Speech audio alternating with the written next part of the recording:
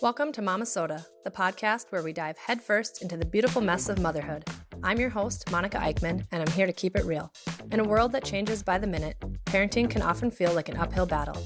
We all want what's best for our children, but what that best looks like varies for every one of us. Momma-Sota is your passport to the unfiltered, unapologetic world of mommy. No perfectly edited snapshots or unattainable ideals here. We're here to share the ups and downs, the triumphs and tantrums, the mess and the beauty of being a mom. Join me as we explore the raw and authentic side of parenting. This is your safe space to vent, laugh, and learn as we navigate the unpredictable journey of raising strong, capable, and independent children for the future. Hey Mama, welcome to today's episode of Momma-Sota. It's me, your host, Monica Eickman. I'm a stay-at-home mom to 3 children, ranging in age from 7 down to 2. I often hear from new or expecting mothers that I must be an expert in the whole parenting business, being a mom of 3, having both boys and girls, and having made it 7 years. But let me tell you, I've still got so much to learn as we each continue to grow and change. Joining us today is special guest Martha Burich. She is an author and behavior change consultant dedicated to empowering parents along their journey of raising children. Martha has a professional background as a child psychology professor, and her book, Yes, You Can Raise Happy, Responsible Children, aims to provide practical strategies for fostering positive relationships between parents and their children. So mamas, if you're looking for the true expert, here she is. Welcome, Martha, and thank you so much for joining us today. Oh, I'm so happy to be here. Thank you. Yeah, so I gave, obviously, that's a very brief rundown on you. So fill us in more on your background, your expertise, who you are, and what your family looks like. Well, that's a tall order. You know, my mother loved my brothers better, especially my older brother. And that's pretty much shaped my entire life. I was always trying to outdo him, Mr. Smarty Pants.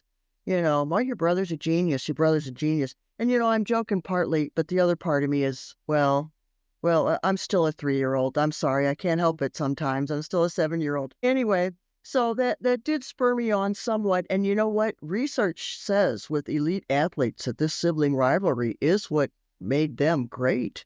That they were constantly trying to outdo their brother or sister or whoever. You know, sibling rivalry has its place. And also, I want to tell you, parents, look, if you got more than one child, you're going to be dealing with that till the day you die.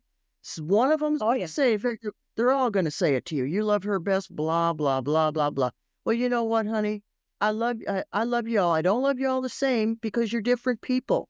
I'm not a robot. You're not robots. You want a robot for a mother? I don't know. I'll try to find the Roomba for you. Get you the vacuum cleaner, yeah. But, you know, I love you. You're my child. And I like this about you. You know, this is what I really appreciate. I like this about your family members. Nobody can be all things to anyone. And don't even try. Don't even try. So if you want to play that game, you loved her better, blah, blah, blah, him better. Well, just go right ahead because it's called the victim game.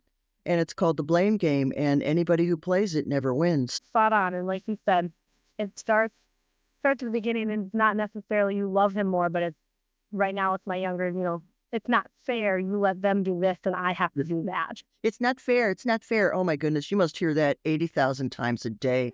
Yes, dear, life's not fair. My apologies. Let's talk to God right now and see if he can change that, okay? Yeah, you know what? No one gets out of here alive, honey.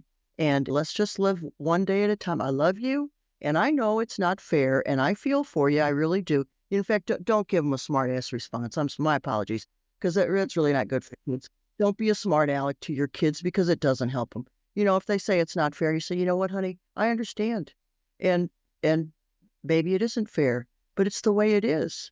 And that's kind of how life is. And I'm your mother, your father, whoever, and I have your safety, and I'm responsible for you. And I have to make certain decisions. And whether you think they're fair or not isn't part of the plan here. It's what's best for you. That's always in my mind. I'm your mother. I love you. What else? You know what I mean? What else can you say? Yeah, it's not fair. It's not fair. Yeah, I know. It's not fair. I can't eat 12 donuts, okay?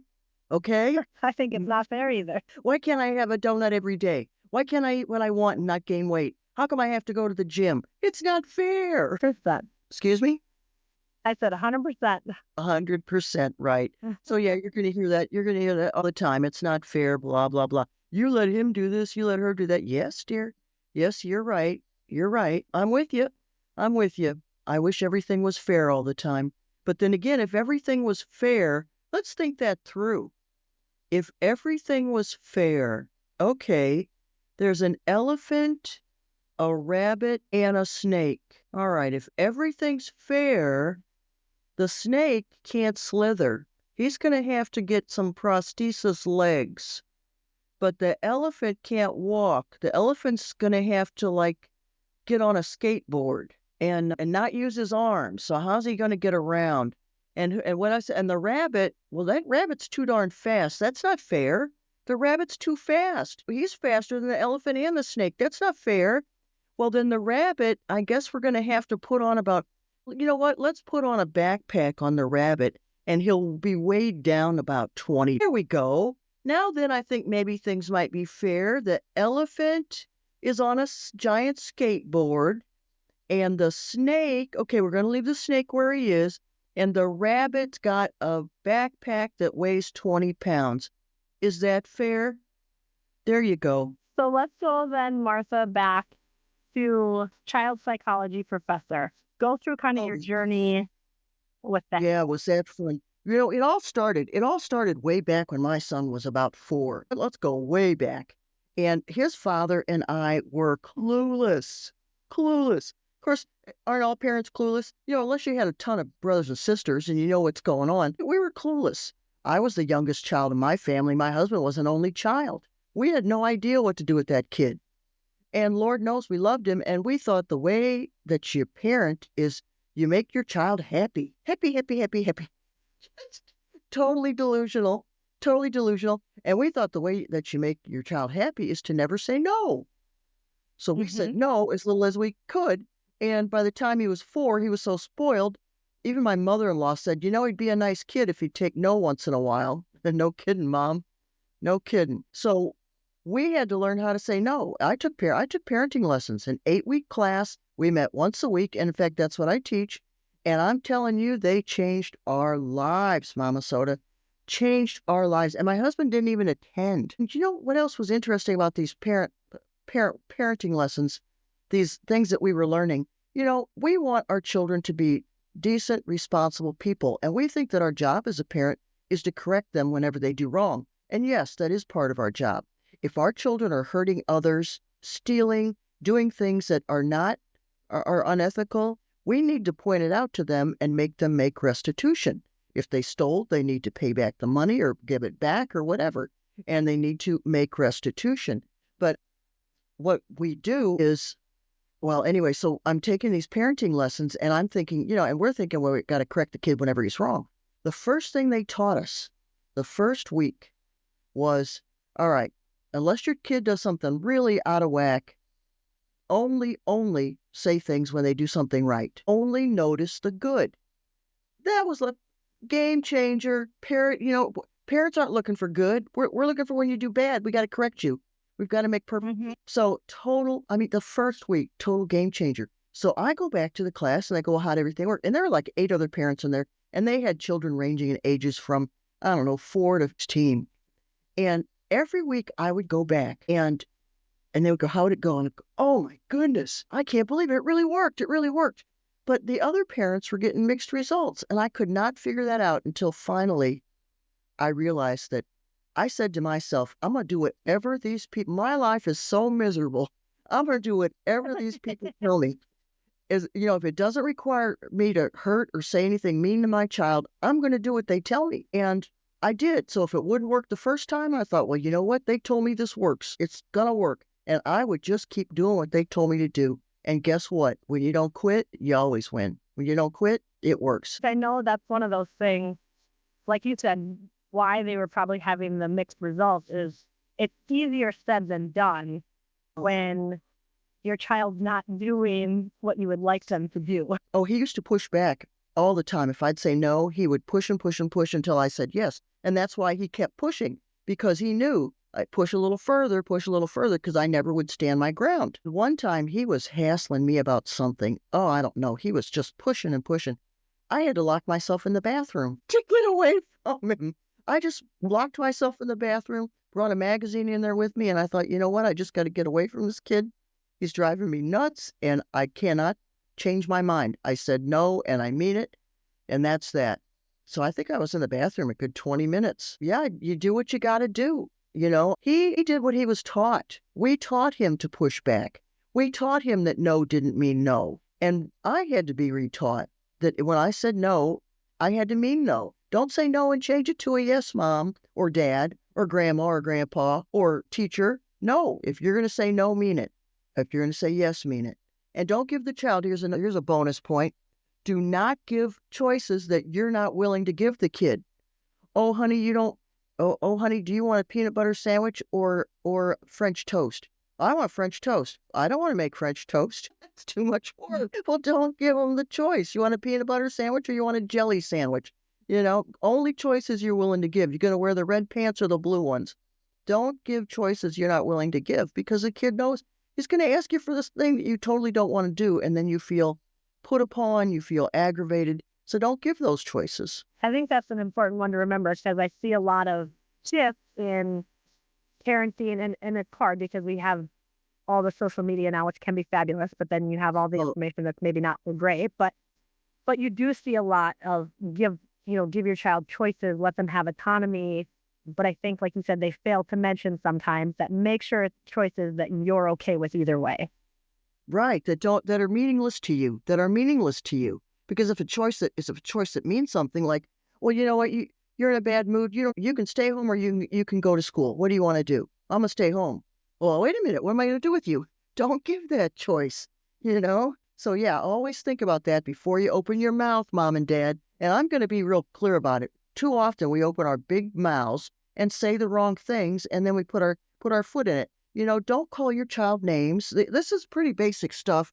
If you're really mad, keep your big mouth shut and think it through before you say something. At my age, sometimes I want to say stupid things to people. Well, how could you do such a stupid thing? Don't say that. How does that help anything? It's just, oh my goodness, I'm a little confused why you made that choice. Would you care to tell me? That's all you have to say. You don't have to say it was a dumb choice or anything else. And please, mom and dad, don't say I told you so. I don't want to hear it. You don't want to hear it. Your kid doesn't want to hear it. Nobody wants to hear it. Mother told me so many times, and my mother gave me the best advice in the world. My mother really did. She gave but did I listen? Of course not. Of course not. Because I had my own life to live. So you know what? Yeah, I told you so. That's all your ego. Keep your big ego to yourself. And when you told them so and it totally screws up, here's what you do. You go, oh, I'm really sad, sweetheart. I'm really sad it didn't work out. I was really hoping that it would work out for you. So what are you going to do now? You got to do something. So, or just, that's disappointing, isn't it? Just have some empathy, because life's hard. Life is hard. Even for little kids, life is hard. Like you said too, I think so often, those are two big ones, the I told you so, and like you said, what were you thinking? Or, asking and you're like, or we tell them, yeah, you stop and think. And it's the same thing, like, okay, tell yourself that. Stop and think before you let those words come out of your mouth. Yes. And here's another one. All right, okay. So you're on the phone, mom's on the phone, and it's like, I'm so glad the kids are going to their dad's or to grandma's this weekend. Or, oh my goodness, I'm so happy school's about to start. All these children have been under my thumb all summer long. My goodness, I'm so overwhelmed. Well, the children hear that, don't they? The children don't need to hear that, mom, dad, grandma, whoever. If you're going to have that conversation, have it not where your children can hear you. Because then what do they think? I'm a burden. My mother doesn't really, she doesn't really like me. I'm a hassle. She doesn't like my company. She can't wait to get rid of me. That's heavy. That's heavy. When I was born, when my mother got pregnant with me, she did not want me. And this is something I just realized about a year ago. Even though my father, this is a whole nother story. My dad was a prisoner of war of the Germans in World War II for 2 years, and he came back an entirely changed person. And this was before any of us were born. But anyway, so my mom already had 2 children, a 7-year-old and a 2-year-old. And then she found out, and a 1-year-old, and then she found out she was pregnant with me. And her first thought was, how am I going to feed this baby? My husband is an alcoholic and a gambler, and there's no money. He drinks and gambles all the money away. And my mother's first thought was, what am I going to do? How am I going to take care of this baby? So no, I was not a wanted child. I was a cause for worry. And I came out of the womb, I think I knew that. I just had a feeling. My mother told me what a perfect baby I was, how I never made any noise, and I never cried or caused any trouble. I think I knew from the very beginning that my mother was completely overwhelmed. I don't know. This is all speculation. But anyway, don't let your children have that feeling. I got to tell you this story. Okay, so one day my son, he's about, I don't know, 8. He plays Little League. So I take him over to his little friend's house. They had Little League, and then his friend said, oh yeah, can Anthony come over to our house? And his mom said yes. And so we go over to his house, and his mom's sitting there. And we had just gotten in the door. I was just talking to mom. I was talking to the mom for like 10 minutes. And the next thing you know, mom goes, oh my God, you kids are driving me crazy. Go get me my Xanax. I just can't take this. You're driving me nuts. And I remember looking at the mom thinking, I don't think she needs to say that. Yeah, I think that's one. I actually, it's not funny, but funny that you say that, because I think you're driving me nuts is one thing that I say that I'm conscious of, and I do want to stop saying that and change that. And like you said, kids are so intuitive, and it's not the word that you actually said. Because like my son has said, when we're upset or angry about something, I'm a bad kid. And then my husband will say, where did you hear that? We've never told you you're a bad kid. And yes, we don't say you're a bad kid, but do we say things like you said, you're driving me nuts, or I'm so glad summer's over, or, things like that. And it's like that, like you said, that's very, very heavy on a child. And that's a lot for them to have to process. Yeah, it's really, it's like, it's the same thing. Let's say that you're on the phone with one of your girlfriends and you don't realize your husband's standing there, and you're like, oh my God, my husband's going to be home in a few minutes. Oh dear. And now I'm going to have to get dinner on the table, and then he's going to talk about work. And then I have to listen to him whine and tell me all about his day. Oh my goodness.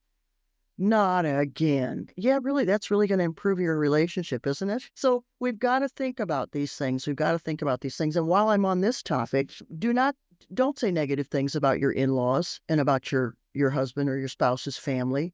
Keep that stuff to yourself, unless there's some gigantic problem that you have to solve. But otherwise, it's really beneficial to look for the positive in everybody. As humans, I don't know where we get it. I really don't know where we get it, but we're always looking at people and judging and seeing the negative, how they can improve. And this is why parents are so overwhelmed. No matter what we do as a parent, somebody's going to judge. Somebody judges us no matter what we do. We feed the child, hamburger. Oh my God, you're not plant-based. We give the child a lot of vegetables. That child needs protein, no matter what I do, please. And your child has a fit at the store. One time, all right, Anthony was, good Lord, that child was spoiled. So I'm going to tell you a story here. Are you ready for it? Okay. Oh, yeah. All right. So I was just starting these lessons, and we went to the mall, Anthony and I. He's about 4. And he said, I want this toy. And they told me no. They said to me, do not give a toy first. Wait until after, if they behave. Well, of course, I still hadn't quite gotten it. And I said, look, I was wrong right there from the beginning. Still cool, like he's going to pay any attention. All right, I'm going to get you that toy. Give me any trouble. If you don't let me shop, I'm taking it back. Well, he did not believe me, So, all right, so he's being a royal pain, and he's just aggravating me and being annoying and not following directions and he's got this toy and he's hassling me. And he's like, I want to go home. Now, our deal was, yeah, right, Okay, so I thought, all right, I opened my big mouth. I told him that I would take it back if he didn't behave. So I did. We walked back to that toy store, and I got my money back. And Anthony was in shock. It fried his brain. He went crazy. It's like taking a phone away from kids these days. He went like he was an addict or something. He went nuts, screaming and crying and kicking and going nuts. And I had to hold him away from me. He's kicking and trying to hit me. And you're like, it's okay to be mad at mommy. It's not okay to hurt mommy. Lord. So his brain was fried. He was like, oh my God, who's this woman? Is this my mother? Well, why isn't she a pushover? I can't believe it. The poor child, he couldn't believe this. He couldn't believe it. And his poor little brain was fried. So all he could do was have a total loony meltdown. I mean, this was lunatic city meltdown. So I'm walking out of the mall with him, with my, holding him far away from me. So hopefully he can't kick me and hurt me. And these people, as I'm walking out, these people are going, she should give him a good smack, blah, blah, blah. Well, a good smack isn't going to help him. His little brain was fried. He was like, oh my God, I don't believe, am I in the fifth dimension? Something's not right. The poor little kid, he just didn't know what to do. All he could do was have a meltdown. So I put him in the car. He's in the back seat and he's going nuts. He's still screaming and crying and kicking and just going nuts. I just sat in the front seat, just sat. We must have been 15 minutes. Finally, he settled down. And I just let him settle down a couple of minutes. And I said, are you ready to put your seatbelt on and go home? And he said, yes. So we drove home. I think he was just totally tired. I think he had, tantrumed himself completely out of energy. And we get in the house and I said, I think you need to go to your room and we'll talk about this later. And yeah. And why did my child have that meltdown? Because I did not know how to say no. But because, and parents, I want you to realize, my child was not a bad child. He had been trained that his parents were pushovers. And that day, he was in shock. He was in shock. A little 4-year-old, clueless as to what was happening. And it changed our relationship. It helped things immensely that I was finally learning. But please, try not to get as bad off as we did. Don't let it go that far. But if you have already, you know what? Anything can be changed. Anything can be fixed. Well, and I think too, that was just a perfect example of, the keep your mouth shut. Because I think so often we say, like, what should I say when my child is having this tantrum? And sometimes, like you said, you don't need to say anything because their brain, like you said, they are not accepting any verbal feedback. And so you're just adding fuel to the fire. And before you know it, like you're having a tantrum of your own, having this arguing match or whatever it might be with a 4-year-old. Exactly. And if you argue with the 4-year-old, which one's, something's not adding up there. Yeah. Yeah. So, try your best to learn to say no and mean no and try to grow up yourself and try to get your ego out of, your child acts the way your child acts. And some of it's because of what you did. Some of it's because of what he sees it on TV. Some of it's because of what happens at school. Who knows? Get your ego out of it and just try to respond to each situation the best you can. So when your son was 4, like you said, you started these classes. How did that transition to the schooling side of it? Oh, that's really interesting. In school, Anthony was a very smart kid, and we were so blessed. His preschool teacher, Kathy Scally, she was a retired nun, and it was the public school, but he was in a special program called magnet schools. And Mrs. Scally, what a wonderful woman.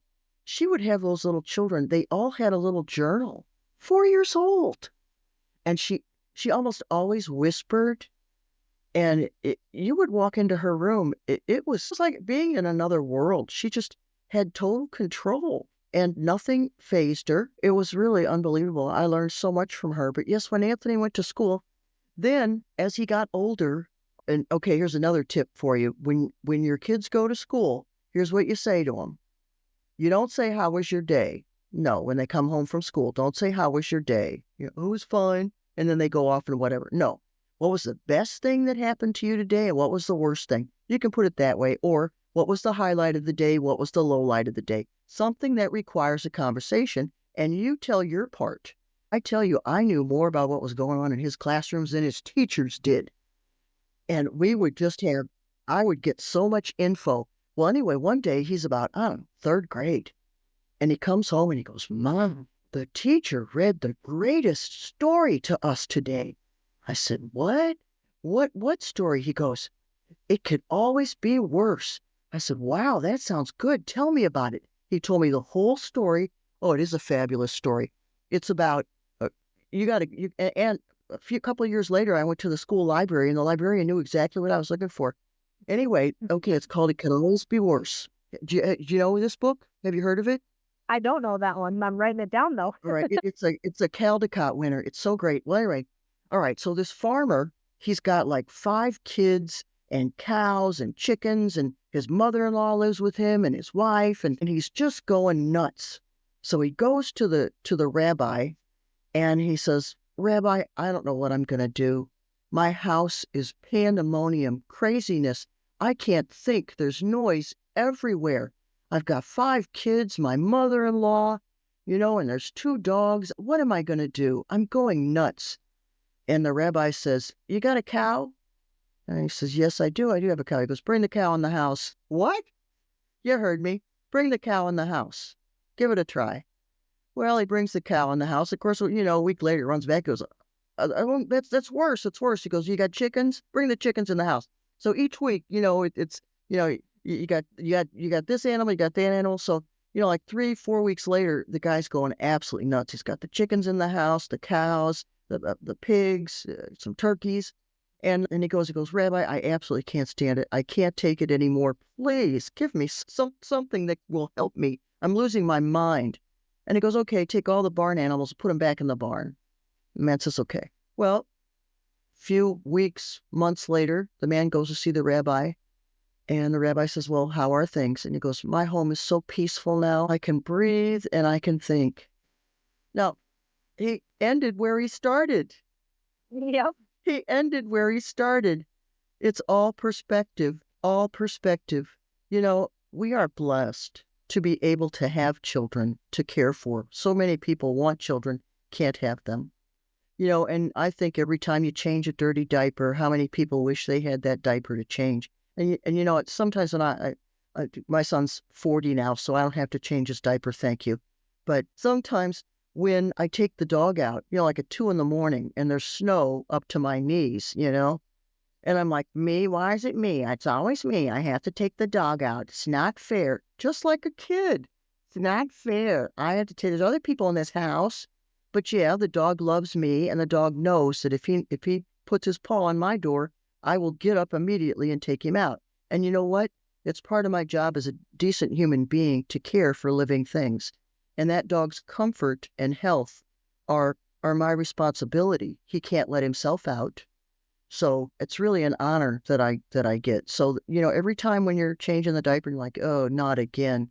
Well, guess what? You're blessed. You get an opportunity. You get an opportunity to show your child that you love them. And that, I'm going to start to cry because that opportunity, believe me, is going to be over sooner than you think. All right, now I'm crying. Thank you. We do it all here. We laugh, we cry, we get angry. Well, that's parenting. There you go. Yes, exactly. And I think, like you said, perspective it's such a powerful thing. And even going back to kind of the beginning piece where you said, instead of looking for something to correct, look for something to praise. And that's so much of life is like, you can look at it like this way, or you can look at it like that way. Which one are you going to choose, and what's going to, fulfill your life actually? Exactly. And don't wait for the finished product to praise. When a child is learning to tie a shoe, you can't wait until they tie it completely before you say, wow, look at you. You're really working at that. Oh, good. You got that one lace over just the way it goes. Look at that.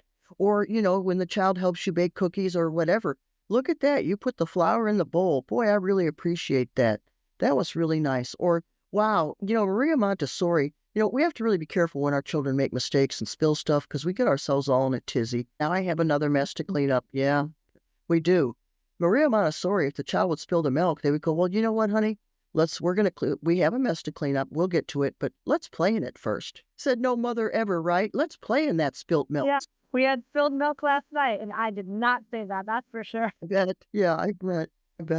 Yeah, my dog had a little diarrhea a couple of days ago, and we came home. Nobody was home for a couple of hours, and he had an accident on the carpet. And that's very hard for animals. When animals are toilet trained, for them to have an accident in the house is upsetting for them as it is for a child who's toilet trained. It's very upsetting, or even for an adult. And so, of course, my first thought, because I'm still a spoiled 3-year-old. Now I got to clean this one. Lord, let me go get the paper towels. Let me figure this out. Well, while I'm getting paper towels, my brother gets a bucket of water and a soapy rag, and I come out and there he is cleaning.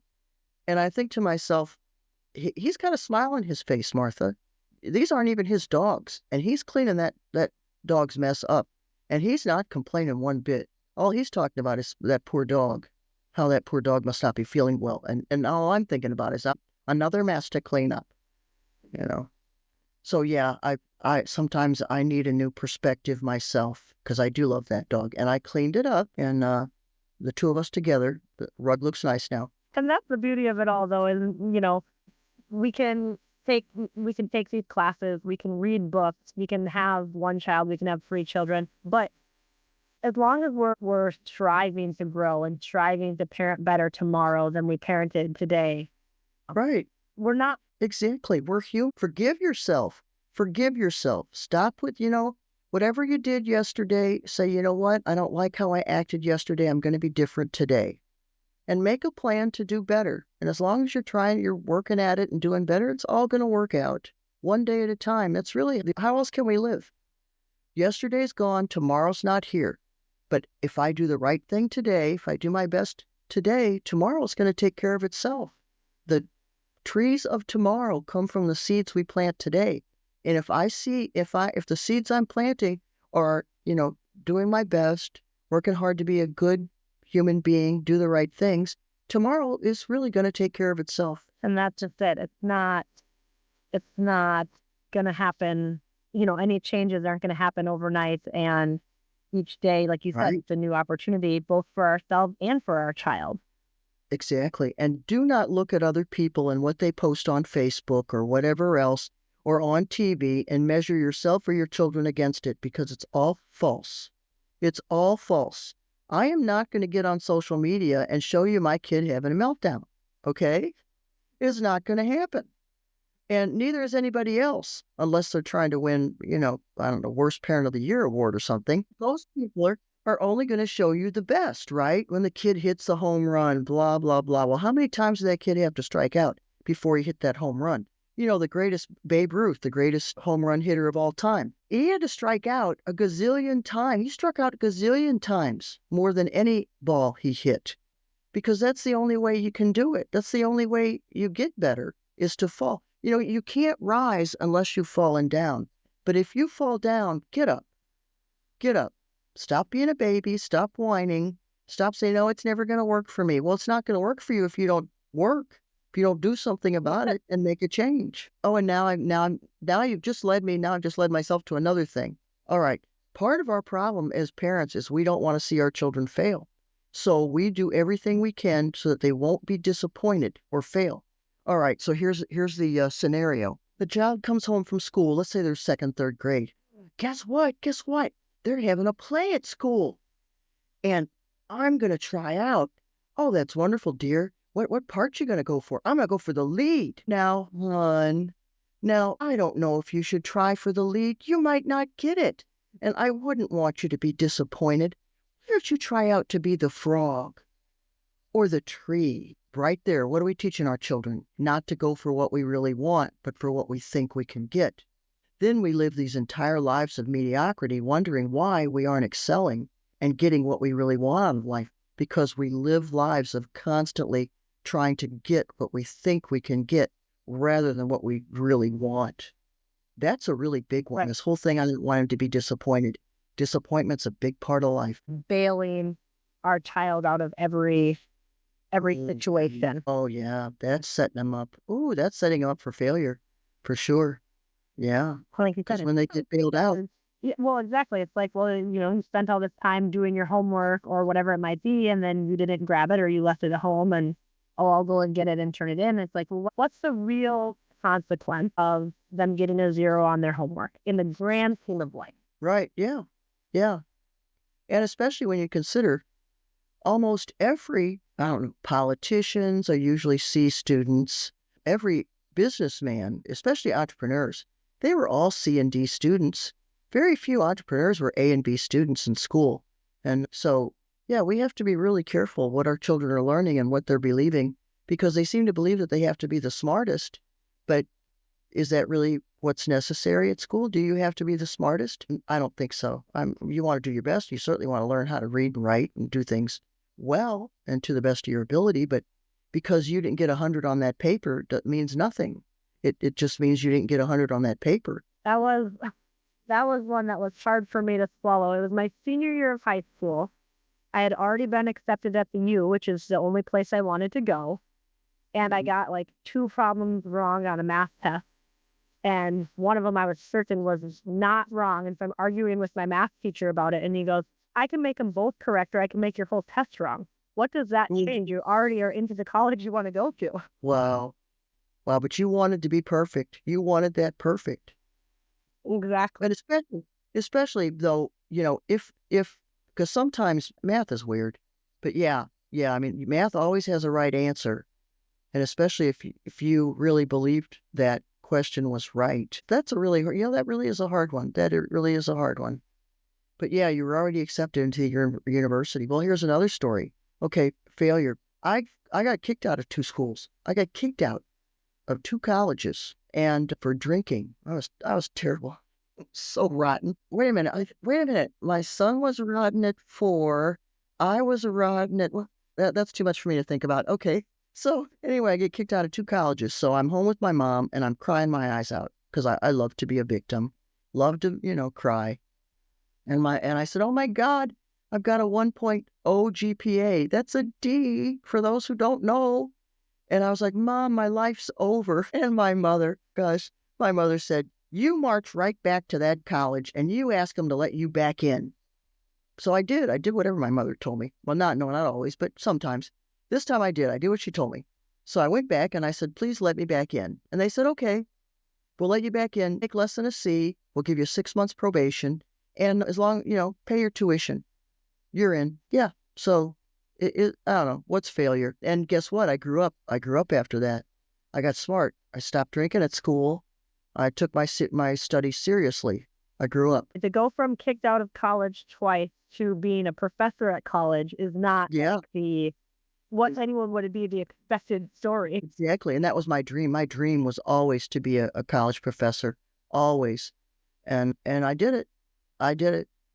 So yeah, see, kicked out of 2 schools. There's almost nothing you can't come back from. In fact, I met a man, my goodness, there really is almost nothing you can't come back from. I have met people who he lost his leg, yet he works full time. He's got a job. He helps other people. Yeah, I've met someone who, he said he was in a coma for like 2 months, and he had to come back and really like relearn a lot of things. And here he is. And I've heard that from other people. So yes, there's almost nothing that you can't come back from or work around. Like figure this out, but you move forward and, you find a new path. Right. And one time, okay, I think this was 3rd grade too. I'm talking to the teacher. It was a parent-teacher conference. And the teacher said, Anthony always does his work. He gets his work done fast. But he's always almost the first one to get his work done, but he won't help anybody else. So we were standing, he's standing there, I'm standing there, the teacher's standing there. And I said, Anthony, what's going on with that? Why don't you help anyone else? And he said, Mom, the people that want me to help them, they don't listen when the teacher talks and gives directions. And then they want me to help them, but they didn't pay attention. I'm not going to help them. They should have paid attention. I said, well, you know what? You got a point, don't you? He would have been reinforcing their bad behavior, And then one time the teacher asked me, she wanted Anthony to do something. And so I said, Anthony, can you do that? And he said, yes. And I said, are you willing to do that? And he said, no, I don't want to. So you have to ask your children 2 questions. Can you do it? Yes, I can. Are you willing to do it? And then you have to have a discussion if it's something really important to you. You're like, can you share your toy? Yes. Are you willing to? No. Why not? Because that person breaks everything. Because this toy means a lot to me. And if it gets busted, then what am I going to do? Have that conversation. Just, it's always like making kids share their toys. I don't let anybody drive my car. We have to really think through things. Am I going to let somebody use my computer? Please. No. If a friend comes to me and goes, hey, can I have your laptop? No. I just want to use it for the weekend. No. Go to the library. No, you're not using my laptop. Right? Because what's going to happen if something happens to it? They're not going to replace it, not to mention all the information I have on it, but that's not even the point. The toys to children are the same as the things are things that mean a lot to us. A child's doll, a child's train, a child's truck. They mean things to them. And we have to, share your toys, share your toys. No, let's have a conversation about that. What toys are you willing to share? Let's put those in a separate box. What toys don't you want anybody else to touch? I think that's just being a good human being. I don't know. What do you think? And that comes down to that. No, I agree. It comes down to that perspective again. Life, what are our toys? Is, like you said, our phone, our computer, our vehicle, and what is your child's toys? And that, yeah, they don't have those big ticket items, but that their perspective is that is their big ticket item. Right, exactly. Have you seen that video of the little kid has his dump truck, and the mom and the kid are there by some workmen who have a real gigantic cat, a front loader that digs the dirt and pours it into the big truck. You know what I'm talking about? Okay, so his little yellow truck where you pour the dirt in it, dump truck. They're called dump trucks. And the workmen have that cat that digs the dirt and pours it into a big dump truck. Well, the mom and the kid are watching the workman, and the kid's got his little dump truck. Well, the workman said, well, here, you stand over here, put your dump truck right here. And the guy on the cat gets dirt out of the ground and dumps it in the kid's dump truck. That was such a moment. And the kid was so excited, and so was the mother. But that dump truck was important to that child, and double since that man with the big cat poured dirt into his dump truck. Now, you think he was going to share that dump truck with anybody? I wouldn't want to. No, and like you said, what kind of devastation and tantrum would you have to deal with after the fact? You can force them to share, and then something happens to it. Right. Oh my goodness. Yes. I don't know why we insist children share everything. I'm not, if I have a steak and somebody says, give me half your steak, you're nuts. No, it's my steak, or a donut, whatever. And also, I feel you on that one. Yeah, I was at a place today where they had all these fabulous donuts, and I said, Martha, don't start. Don't start. Don't even take one. They'll set you up. Who knows? Then it'll be like one of those terrible alcoholic movies, where I just got all these donuts all around me. Goodness, life is funny. And also, I want to say, children do need both parents. If you're in a divorce situation or whatever, do not speak badly about your ex-spouse. Just live your life, keep your thoughts to yourself, and don't involve the children, because what's going to happen is they're going to figure out who they can get the most from, and they're going to start playing little games. Well, Dad, do you know what Mom did? Do you know what Mom said? Mom, do you know what Dad did? What Dad said? Because the children are then going to feel very insecure. Well, if you don't love each other anymore, what about me? And if you talk about her like that and you used to love her, what do you say when I'm not around? What do you talk about me? It's very, very difficult. And if you have two households, both households do not have to have the same rules. They don't have the same rules at school that you have in your house and your kids seem to manage. The children act different around the grandparents than they do around you, than they do around their teacher, than they do around a policeman, than they do around the doctor. And that's just part of life to live. So, don't insist that both households have the exact same rules. That's kind of silly. There are certain things that you want to make sure are the same, and that's between you and, your ex-spouse or whoever to discuss. But children adapt, and you might even want to talk to them about it. And that goes right into when we were talking about, life not being fair, but what it really comes down to is what's the safety issues. Those things we need to be on the same page on. Some of the other things you let go. Oh, yeah. Yeah, you do not put, do not let cords be dangling. We're coming upon Halloween right now. If child less than 10, I even think 12, should not be going to any haunted houses, any adult haunted houses. They are too dangerous. For one thing, they're filled with alcoholics and drug addicts, because a lot of the people in line are young people who are out having a party, quote unquote, and not behaving properly. So then there you are in a line with a bunch of people who really don't know how to act correctly, and then they get the heck scared out of them. They fall, they trip, they hurt each other, and your child's right in the middle of all that. Not to mention, they are scary, scary places. And I remember, years ago, I was in line for a haunted house, and the woman in front of me was carrying her child. He was 3 or 4.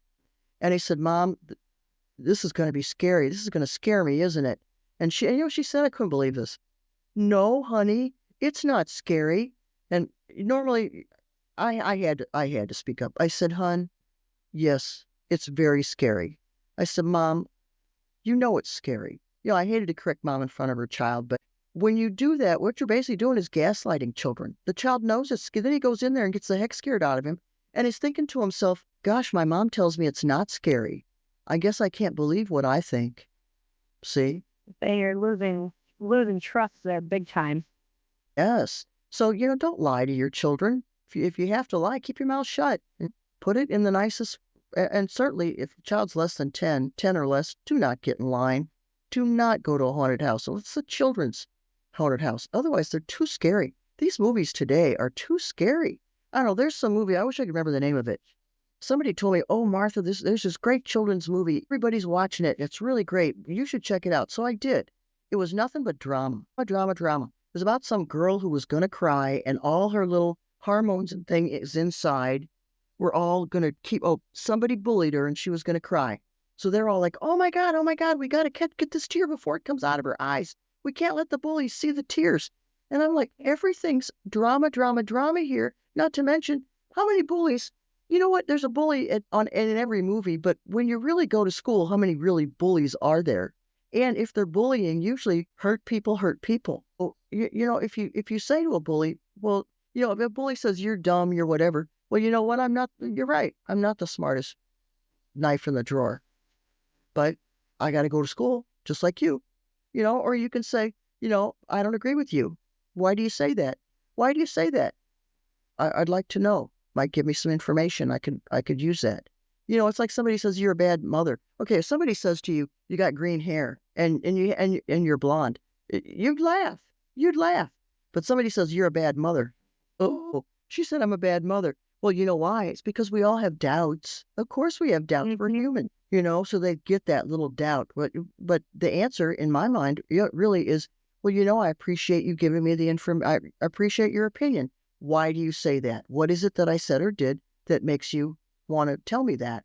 And then when they tell you, you go, well, thank you. Now I have information. You don't have to do anything with it. Now you have information. Good. But you don't have to get defensive or upset. People say things for their own reason. Who knows? There were people I never liked. There were women I never liked. And it was because they reminded me of my stepmother. It had nothing to do with these women. They were lovely people. But just because they looked like her or had the same, maybe waved their hand the same way or something, I had an instant dislike to them. It had nothing to do with these people. It had everything to do with me and my experience. So we really have to be careful with being defensive. He said he didn't even know how to respond or where to go with it because he's like, well, that's the only reason I said it. What's to bother you? Isn't that great? Listen to that. That is, wow. See? That's fabulous. That is really fabulous. Yeah, it doesn't bother me. Okay. So I think, Martha, that kind of wraps up what we've got time here for. But I definitely want to speak again, especially to get more into your book, because we didn't even touch on that, which is fantastic. So with ending, we're going to leave a teaser. How about that? So we've got Martha's book. Yes, you can raise happy, responsible children. Give us just one key technique that you say parents could pull from their book and implement right now, today, to foster a positive relationship with their children. Well, of course, tell them what you like about them. In fact, go at night when they go to sleep, say, I'm so glad you're my child. I am so happy that we have you. And I just love the way you did whatever today. And I really am happy that you're, and I love you.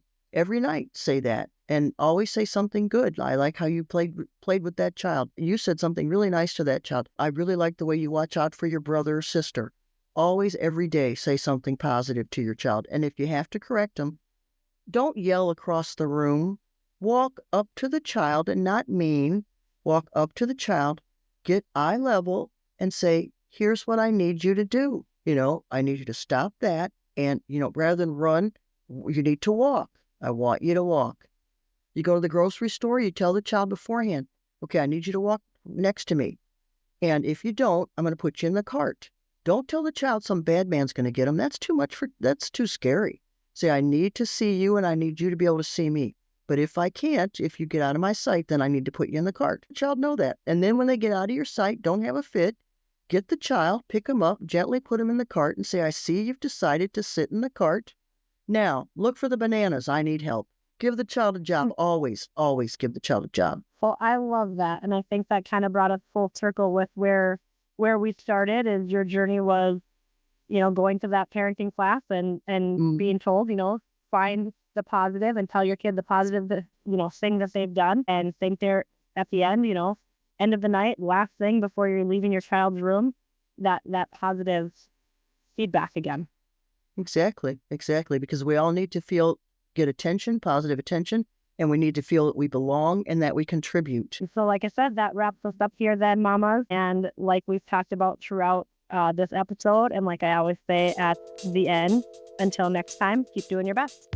Thank you for joining me on this roller coaster of momming right here on Momma-Sota. I hope you enjoyed our candid conversation about all things parenting, where perfection is left at the door and real life takes center stage. Stay tuned for more heartfelt, unfiltered discussions in the next episode. And if you haven't already, don't forget to subscribe, rate, and review Momma-Sota on your favorite podcast platform. Your feedback means the world to us.